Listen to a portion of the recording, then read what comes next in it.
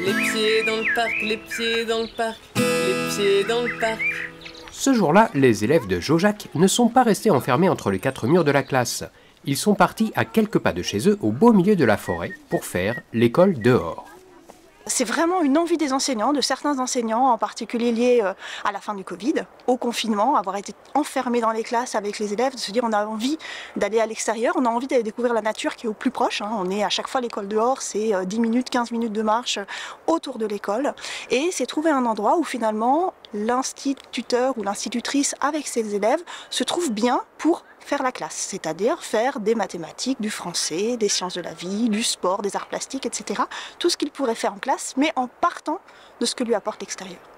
Et depuis 2021, en fait, le parc accompagne donc les enseignants qui le souhaitent, qui souhaitent sortir et faire l'école dehors avec leurs élèves, en prenant en charge en fait financièrement un éducateur nature qui va accompagner, qui va venir avec les élèves, qui va travailler avec les enseignants pour trouver en fait la bonne forme de faire école dehors.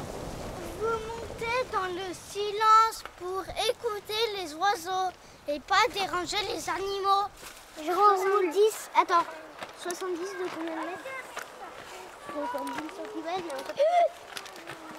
Alors 1m70. Pour cette journée en plein air, des activités très concrètes étaient prévues par l'enseignante et l'éducateur nature, toujours en application directe du programme scolaire. Par exemple, les élèves vont pouvoir avoir des textes documentaires sur les animaux.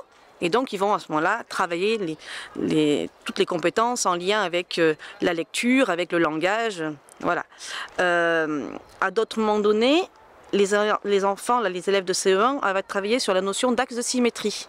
Et donc, le long du chemin, ils ont dû rechercher des éléments de nature où il y avait des axes de symétrie. Et ils l'ont présenté aux autres. Et d'ailleurs, aujourd'hui, un élève, le long du chemin, un élève de CP a cherché plein d'éléments où il y avait des axes de symétrie et il pliait ces petites feuilles, voilà, pour rechercher les axes de symétrie. Une petite noisette, un gland plutôt, oui. Et ils viennent d'un arbre, mais je sais pas si on en voit ici, c'est les écureuils qui les mangent. qui c'est qui veut nous expliquer, qui sait ce que c'est tous les petits traits blancs et noirs qu'on voit sur l'arbre? Je sais, c'est les âges. Moi j'ai amené une petite activité pour compter les cernes des arbres pour calculer leur âge en fonction de leur diamètre. Ça permet aussi d'introduire des activités qui sont en lien avec les mathématiques et qui pourront être reprises en classe dans le cadre d'une séance mathématique. Parce que l'école dehors c'est aussi ça.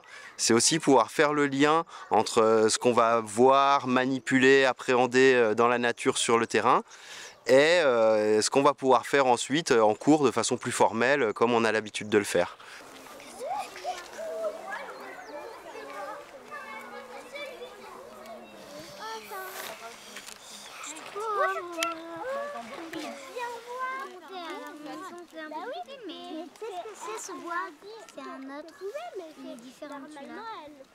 En bouleversant les habitudes, l'école dehors offre une pédagogie simple et sensible aux élèves. Et à n'en pas douter, cette nouvelle pratique porte ses fruits.